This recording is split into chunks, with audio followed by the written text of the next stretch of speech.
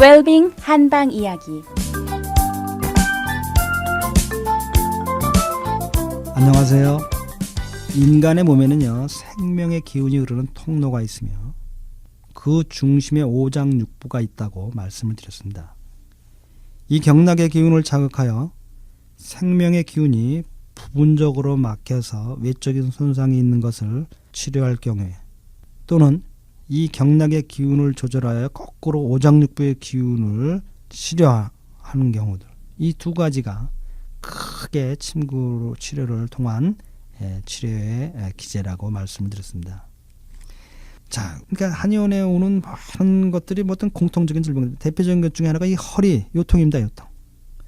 어떤 경우는요, 허리를 삐끗해 갑자기 움직이지도 못하게 되는 경우가 있습니다. 특별한 이상도 없습니다. 무슨 디스크가 있는 것도 아니고 어떻게 삐끗했는데 뭐 전혀 움직이지 못하는 겁니다. 이럴 경우는 어떤 경우냐면요, 물론 다른 특별한 경우도 있을 수는 있겠죠. 그렇지만 대부분의 경우는 뭡니까? 특별히 내상이 있는 것도 아닙니다. 오장육부에 병이 있는 것도 아닌데요. 특별한 경우도 생기는데 뭐냐면요, 이 척추를 통해서 무슨 맥이 흐른다 그랬죠? 동맥이 흐른다 그랬죠? 이 동맥의 기운이 편안간에 이렇게 딱 막히게 되는 겁니다. 그럼 꼼짝을 할 수 없는 겁니다. 그럼 서양의학으로는 아무런 해볼 방법이 없죠. 무슨 방법이 있겠습니까? 속수무책입니다. 솔직히 말해서 이게 무슨 찍어서 나와야 무슨 염증이란 말을 하죠. 그 흔한 염증. 아니면 찌려서 외형적으로 이상하게 칼을 대죠. 칼 대고 염증 항생제병 뭐가 있습니까? 아무런 방법. 하루는요, 120kg 되는 친구가요, 이 냉장고 문을 연다고 삐끗하다가 이게 움직였는데 꼼짝도 못한다는 겁니다. 그냥 들 것에 실을 수도 없죠. 왜냐면 너무 120kg 되는 나가는 친구니까요. 그냥 몇 사람이 업어매고 들어왔어요. 이럴 때요, 인중이라는 혈이 있습니다. 여러분들 잘 아실 겁니다. 코 가운데, 밑에 가운데 보면 이렇게 구멍이 있죠. 호흡이 파여 있는데 우리 몸에요. 그 호흡의 중간에서 약간 윗부분. 그러니까 정확히 한의학적으로 얘기를 하면요, 그 전체 길이의 위에서부터 3분의 1 째집니다. 이걸 인중이라고 하는데요. 여기다 침을 하나 딱 꽂으니까 허리가 쑥 펴지는 겁니다. 이유는 무슨 원리냐? 이 동맥이 인중하고 강하게 통하게 되어 있는 겁니다. 특히 이 허리 아팠을 경우에 이 동맥의 기운을 강하게 뚫어주는 혈자리 중에 하나가 이 인중이라는 혈자리입니다. 물론 이 인중은요, 사람의 생명이 넘어갈 때도 강하게 돌려주는, 정신을 차리게 해주는 강한 혈자리입니다. 그래서 혹시 비상으로 특별한 이상 없이 정신을 잃어버릴 경우에는요, 이 코끝에 가운데 성냥이라든지 손톱으로 강하게, 이 응급처치 중에 하나입니다. 여러분들 사회사가 이유 모르게 아무런 특별한 이유도 없이 사람의 정신을 잃어버릴 때요, 119를 물론 당연히 불러야지만요, 기다리는 동안에요, 이 강하게 그 인중을 강하게 누릅니다. 손톱으로. 그러면 거의 대부분의 사람이 정신을 잃습니다. 동양의학이나 서양의학을 막론하고 공통적인 관점들이 굉장히 많습니다. 그 중에 하나가 첫 번째 뭐냐면요, 어떤 경우도 정신을 잃으면 위험해진다는 겁니다. 그래서 이렇게 강한 기운인데, 이 강한 기운이요, 이 척추의 경락을 소통시켜서 치료를 하게 되는 겁니다. 자, 그러면요, 문제 하나는 또 이런 겁니다. 그럼 경락이 흐르는 것만 알으면 아무데나 그 경락 위에다 침 찌르면 되느냐, 이렇게 생각하실 겁니다. 그런데 그게 아니라는 겁니다. 문제는. 자, 우리 밑에, 땅 밑에는 분명히 물이 흐릅니다. 물이 있어요. 그렇죠? 그럼 아무데나 파면 물이 나옵니까? 물 안 나오죠. 아무데나 파면 힘만 들죠. 그럼 어떻게 됩니까? 그 전문적으로 수맥을 찾고, 물이 어느 흐름으로 가나. 우리 몸에 생명의 통로가 있다고 그랬죠. 기운이. 우리 땅 밑에도 통로가 있다는 겁니다. 물이 흐르는. 그리고 그 통로라고 해서 아무데나 팝니까? 통로 위에는 맞지만 100m 되는데 팔 사람하고 5m 되면 물을 만날 수 있는데 파는 사람하고 누가 효과적입니까? 당연히 5m만 파도 물길을 만날 수 있는 그런 것을 찾아야죠. 이 우리가 말하는 혈자리들도 마찬가지입니다. 이 경락의 기운과 잘 통하는 자리들이 우리 몸에 있다는 겁니다. 자, 이게 우리 동양 할아버지들의 철학입니다. 세상 만사 이치가 똑같다는 겁니다. 따라서 동양 할아버지들이야 황제내경에서 뭐라고 자꾸 얘기해요. 의사를 잘하려면 천문, 지리, 인사에 모두 능통해야 된다고 그렇게 자꾸 얘기를 하는 겁니다. 그러니 제가 아마 일찍 그거 알았으면 이 한약 안 했을 겁니다. 동양학 못했을 겁니다. 다 배우고 나니까요. 그래서 이제 황제내경을 혼자서 보니까 그런 말이 있는 겁니다. 책에도 없는 말이.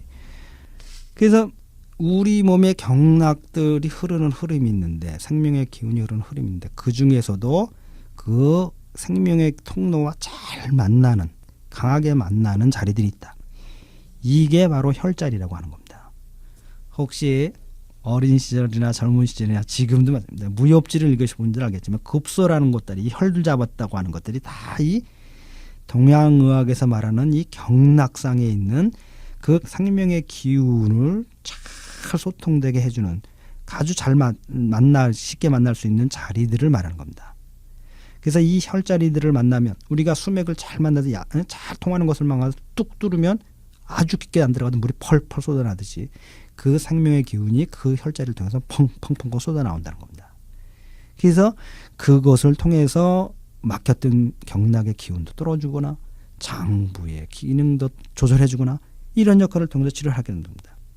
자, 아무데나 찔러서 될 것 같으면 경락만 배우면 되죠. 근데 이게 아니지 않습니까? 또 우리 몸에는 우리의 지구와 똑같이 우리 몸의 기운들과 잘 많은 지점들이 있답니다. 그게 혈자리고요. 각 경락마다 혈자리들이 숫자가 다 다릅니다. 그런데 이 혈자리들마다 또 특징이 다 다른 겁니다. 또 다 다른 특징이 있기 때문에 다 다른 치료 효과를 갖고 있는 겁니다. 자, 합곡혈을 조금 많이 말씀드렸죠? 이 첫째 손가락과 둘째 손가락 사이. 이것도 중요한 것입니다. 여러분들이 얼굴 쪽에 문제가 있을 경우에는 기본적으로 이것을 잘 지압해주거나 눌러주기만 해도 해결되는 겁니다.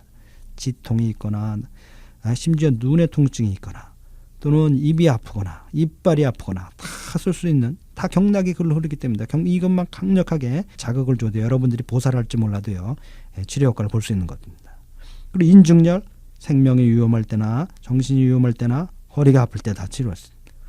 물론 허리 아픈 경우도 경우 수가 너무 많습니다. 원인이. 그렇기 때문에 아무 때나 인중열로 다 되는 건 아닙니다.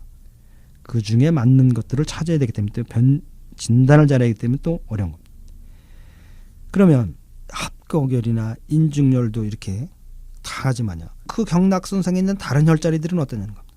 똑같은 효과가, 분명히 합곡열은 그 경락의 기운이 얼굴로 가기 때문에 얼굴의 질병을 다 치료한다. 그럼 합곡열 말고 같은 경락이 있는 아무 혈자리나 찌르면 아니라는 겁니다. 여기에 또 어려운 점입니다. 각각의 위치한 혈자들이 갖고 있는 특정한 특징들이 있다는 겁니다. 인생이요, 다 남자로 태어났지만 똑같지 않죠. 다 여자로 태어났지만 똑같지 않죠. 어린아이라고 다 똑같은 거 아니죠. 또 뭡니까? 한의사라고 또 다 똑같은 거 아니죠. 다 생김새가 다르고 다른 생김새만큼 또 다르게 살아가고, 이 혈자리들도 마찬가지인 겁니다. 우리 각자가 갖고 있는 혈자리들이 다 다른 자기의 모양새대로, 자기의 생김새대로 그 작용을 한다는 겁니다. 자, 그러면요, 전신에 도대체 혈자리가 몇 개나 있나 한번 볼까요? 폐경락에 11개, 이 대장에 20개, 위에 45개, 비장에 21개, 심장 경락이 9개, 소장 경락이 19개, 방광 경락이 67개, 아랫부에 신장이 27개, 그 다음에 심포가 9개, 삼초가 23개, 담이요, 쓸개가 경락에 44개, 간이 14개, 우리 앞부분을 흐르는 인맥이 24개, 동맥이 28개입니다. 합이 얼마겠습니까? 합이 361개입니다. 좀 이상하지 않습니까? 뭐하고 똑같습니까? 바둑판의 숫자하고 똑같습니다. 바둑판이 그냥 나온 것 같죠? 아닙니다. 이 동양 할아버지들이나요, 동서양의 이 해선의 성자들은요, 이 비밀스러운 진리들을 이 숫자로 표현했던 겁니다. 그래서 여러분들이 수학이 서양에서 발전했다고 생각하는데요, 절대 그건 그렇지만은 않습니다. 자, 그럼 오늘도요, 빛과 사랑에 넘치는 복되고 건강한 하루 되시기 바랍니다. 달빛 안녕 원장 김동영이었습니다.